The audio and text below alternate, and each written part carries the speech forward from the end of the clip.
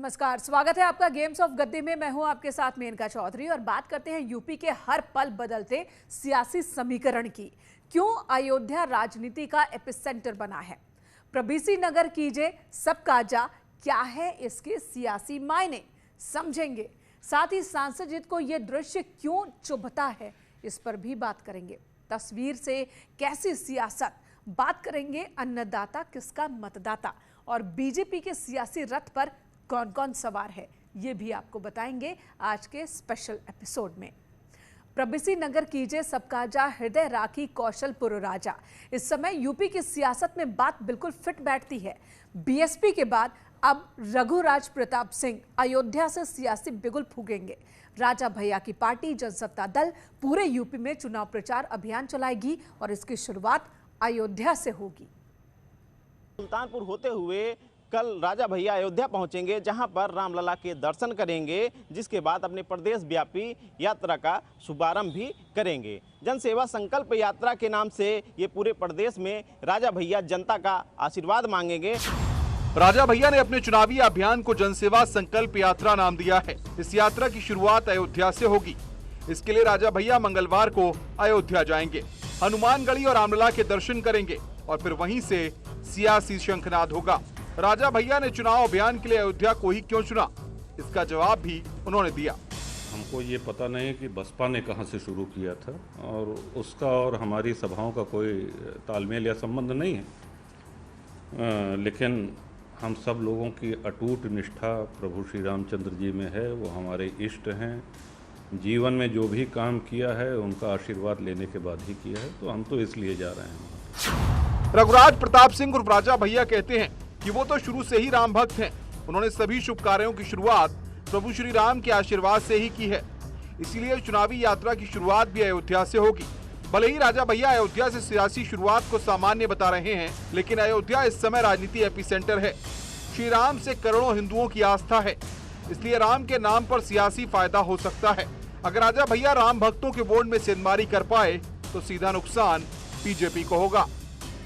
जी हाँ, पूरे उत्तर प्रदेश में जनसेवा संकल्प यात्रा के नाम से जनसंपर्क होगा। शुभारंभ इसका अयोध्या से है। प्रभु श्री राम का आशीर्वाद लेकर के, हनुमानगढ़ी में हनुमान जी महाराज का आशीर्वाद लेकर के फिर शुभारंभ।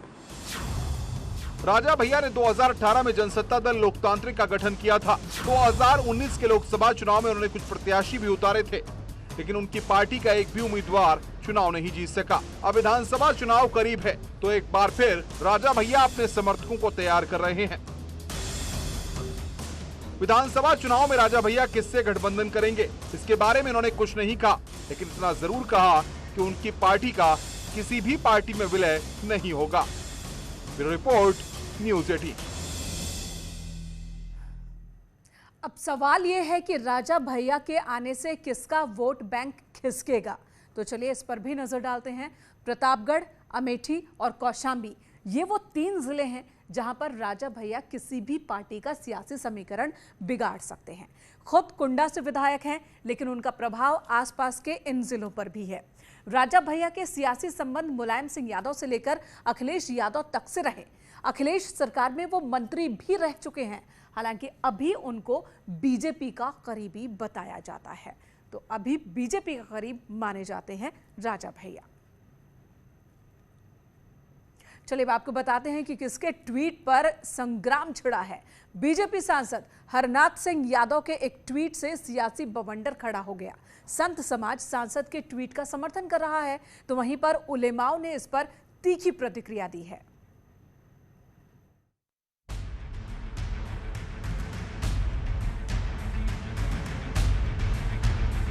बीजेपी सांसद हरनाथ सिंह यादव ने इसी तस्वीर को ट्वीट किया है और लिखा है कि यह दृश्य उनके मन में कांटे की तरह चुभता है। ये तस्वीर मथुरा की है। एक तरफ कृष्ण जन्मभूमि है और दूसरी तरफ मस्जिद की है। बीजेपी सांसद ने जैसे ही ये ट्वीट किया, प्रदेश में राजनीतिक हलचल मच गई है। अयोध्या के संतों ने सांसद के ट्वीट का समर्थन किया और उसी बात को दोहराया जो ट्वीट में लिखी है। वास्तव में सभी देशवासियों की पीड़ा है कि विदेशी मुगल आक्रांताओं ने भारतीय संस्कृति पर जो कुठाराघात किया है, जैसे राम मंदिर का निर्माण भले हो रहा हो, लेकिन मथुरा और काशी का जख्म बार बार में हर जो है देश प्रेमी को चुभ रहा है। उन्होंने जो कहा है, यदि धार्मिक दृष्टिकोण से सोचा जाए या राजनीतिक दृष्टिकोण से सोचा जाए तो उनकी बातें जो है एक प्रकार से चुभने वाली जो है वो सही है। इसलिए है कि कृष्ण जन्मभूमि और मस्जिद एक साथ होना ही नहीं चाहिए। हरनाथ सिंह यादव बीजेपी के राज्यसभा सांसद हैं, लिहाजा उनके इस ट्वीट पर मुस्लिम समुदाय से भी तीखी प्रतिक्रिया हुई। उलेमा काउंसिल ने इसे बीजेपी का पॉलिटिकल गेम प्लान बताया, साथ ही ट्वीट की निंदा भी की। ये बहुत अफसोस की बात है कि राज्यसभा के एक सांसद जिन्होंने संविधान को समक्ष रखते हुए शपथ ली थी कि संविधान के जो धर्मनिरपेक्ष मूल्य हैं उसको कायम रखेंगे, वो इस तरह की सांप्रदायिक सोच के साथ धार्मिक उन्माद भरा ट्वीट करते हैं और साथ ही साथ ये कहीं ना कहीं भाजपा और भाजपा के नेताओं की हताशा को भी दर्शाता है। देखिए, इलेक्शन से पहले इस तरीके का माहौल पैदा करने की कोशिश की जाएगी और माजी में भी ये कोशिशें की गई हैं, लेकिन अब सवाल खड़ा होता है आवाम की सोच पर, आवाम की फिक्र पर कि आवाम कितना इसको संजीदगी से लेती है। समय समय पर इस संत समाज से इस बात की मांग उठती रही है कि कृष्ण जन्मभूमि से मस्जिद हटवाई जाए। अखाड़ा परिषद भी कई बार खुले तौर पर इसकी मांग कर चुका है। ऐतिहासिक तथ्य है और ऐतिहासिक सत्य है कि इस देश में मुगल आक्रांताओं ने, ब्रिटिश आक्रांताओं ने भारत के बहुत सारी ऐसे सांस्कृतिक विरासत के स्थान रहे हैं जिनको धूल धूसरित करने का काम किया है, तोड़ा है, मरोड़ा है और ऐसे स्थानों पर बहुत सारे लोगों की अपनी आस्था है, उस आस्था का प्रकटीकरण करते हैं। राम जन्मभूमि पर जिस प्रकार का बाबरी ढांचा खड़ा करने का काम किया था, ऐसे ही अलग अलग हमारे आराध्य स्थलों पर इस प्रकार के ढांचे खड़े किए गए हैं जिनको देख करके सामान्य लोगों के मन में दर्द होता है, लेकिन इसका विधिक रूप से समाधान होना आवश्यक है। संतों का बड़ा ही फेमस नारा है कि अयोध्या तो बस झांकी है, काशी मथुरा बाकी है। दरअसल मथुरा के साथ साथ काशी विश्वनाथ मंदिर के पास भी मस्जिद है। काशी विश्वनाथ और कृष्ण जन्मभूमि का विवाद कोर्ट में चल रहा है, लेकिन विधानसभा चुनाव से ठीक पहले इस मसले को उछालने के सियासी मायने निकाले जा रहे हैं। ये वो मुद्दे हैं जिनसे बीजेपी को सीधा फायदा हो सकता है। मथुरा में सीएम योगी ने श्री कृष्ण जन्मभूमि के बहाने विरोधियों पर हमला भी किया। इन सभी देव विग्रहों को की पूजा करने और उनके दर्शन करने में भी लोगों को इससे पहले की सरकारों को सांप्रदायिकता का भय होता था, कहीं हमके सांप्रदायिक होने का लेपन न लग जाए। लेकिन अब मोदी जी के नेतृत्व में जो नया भारत है वो लड़ाई ले रहा है। जो लोग पहले मंदिर जाने में संकोच करते थे, अब वे भी कह रहे हैं कि नहीं, राम तो हमारे भी हैं, कृष्ण हमारे भी हैं। यह है परिवर्तन। राम मंदिर का फैसला भले ही कोर्ट से हुआ, लेकिन उसका श्रेय बीजेपी लेती है। मथुरा काशी का मामला अगर तूल पकड़ता है तो इसका भी सियासी फायदा बीजेपी को ही होगा। Bureau report, news 18। तो सियासी फायदा होगा, कितना होगा ये तो वक्त बताएगा, लेकिन फिलहाल क्रिया और प्रतिक्रिया का दौर चल रहा है। चलिए बात किसानों की कर लेते हैं। कृषि कानून और किसान इस विधानसभा चुनाव में एक्स फैक्टर साबित हो सकते हैं। पश्चिमी यूपी में किसान पंचायतें हो रही हैं। 5 सितंबर को महापंचायत की तैयारी है और इन पंचायतों को आरएलडी, कांग्रेस, एसपी पॉलिटिकल समर्थन दे रहे हैं। बीजेपी कहती है ये किसान है ही नहीं, ये तो राजनीतिक दल के लोग हैं। बीजेपी ने अब एक वीडियो जारी किया है जिसमें वो योगी के किसान हितैषी कार्यों की जानकारी दे रहे हैं।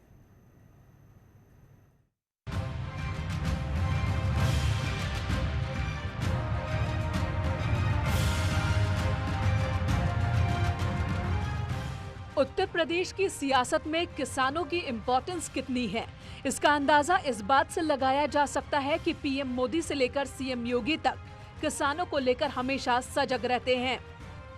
पश्चिमी यूपी में किसान पंचायत और महापंचायत कर रहे हैं, तो उसके काउंटर में बीजेपी सड़क से लेकर सोशल मीडिया के जरिए किसानों को बताने की कोशिश कर रही है कि उनका असली हितैषी बीजेपी ही है। एक किसान की असली चिंता होती है उसकी फसल बिक जाए और सही कीमत एक तय वक्त के भीतर मिल जाए। ऐसा आज से 5 साल पहले संभव नहीं था, पर आज है, क्योंकि राज्य में आज भाजपा सरकार है। इस वीडियो में बीजेपी ने बताया है कि जब से सीएम योगी सत्ता में आए हैं, तब से किसानों को कितना फायदा हुआ है। बीजेपी ने पिछली सरकारों से अपने कार्यकाल की तुलना की है। वीडियो के जरिए अखिलेश यादव पर हमला भी किया गया। बीजेपी ने दावा किया है कि अखिलेश ने गन्ना किसानों का करोड़ों रुपए भुगतान नहीं किया, लेकिन जब से योगी सत्ता में आए हैं उन्होंने रिकॉर्ड भुगतान किया। नहीं, किसान नहीं है वो, किसान की आड़ में किसान के तवे पे अपनी रोटी सेकना चाहते हैं। वो दूसरी पार्टियों से जुड़े हुए लोग हैं, उनके पास सरकार के खिलाफ कोई कहने का मुद्दा नहीं है। एक ब्रेक के लिए रुकेंगे, तुरंत लौटते हैं।